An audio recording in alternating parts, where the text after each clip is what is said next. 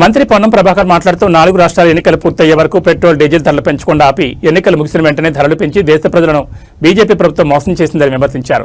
కేంద్ర ప్రభుత్వం యుద్ధాన్ని కారణంగా చూపించడం సరైంది కాదని, ఈ పరిస్థితులు కొత్తవి కావని అన్నారు. గతంలో ధరల పెంపుపై విమర్శలు చేసిన నరేంద్ర మోడీ ఇప్పుడు ప్రజలపై భారం మోపుతున్నారని ఆరోపించారు. అలాగే కిషన్ రెడ్డి, బండి సంజయ్ కుమార్ స్పందించి ప్రజలకు సమాధానం చెప్పాలని డిమాండ్ చేశారు.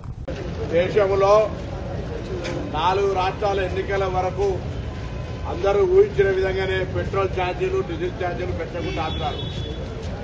ఎన్నికలై ముఖ్యమంత్రి కూడా ప్రమాణం స్వీకారం చేయకముందే నరేంద్ర మోడీ ప్రభుత్వం దేశ ప్రజలకు, ముఖ్యంగా తెలంగాణ ప్రజలకు పెట్రోల్, డీజిల్ ధరలను పెంచి మరొకసారి అన్యాయం చేసింది. ఈ సందర్భంలో కిషన్ రెడ్డి గారు, బండి సంజయ్ గారు ఎన్నికలకు ముందు అనేక సందర్భాల్లో పెట్రోల్ ధరలు పెరిగాయని 10 సార్లు ప్రెస్ కాన్ఫరెన్స్ చేశారు. ఇవాళ నరేంద్ర మోడీ ప్రభుత్వం పెట్రోల్ ధరలు పెంచింది. మేము యూపీఏ ప్రభుత్వం ఉన్ననాడు ఆయన గుజరాత్ ముఖ్యమంత్రిగా మన్మోహన్ సింగ్ గారి నాయకత్వంలో నయా పైస పెరిగితే ఏం జరుగుతుంది దేశంలో అని చెప్పే విధంగా, మరి అపహాస్యం చేసే విధంగా వ్యవహరిస్తూ ఉండే.